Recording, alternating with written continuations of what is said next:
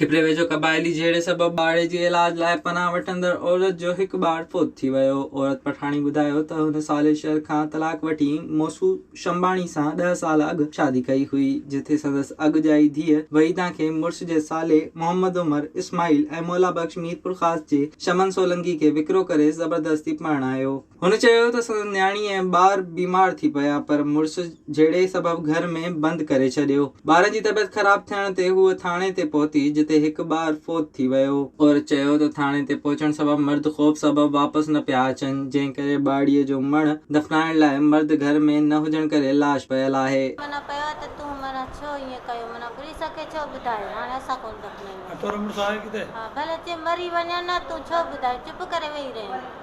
मुंहिंजो मुड़ुस बि पुलिस ॾिसी हो लिखी, उहो बि कोन आयो पुलिस खे ॾिसी। विज़िट कयो अवामी आवाज़ मीडिया ग्रुप जी वेबसाइट awamiawaz.pk।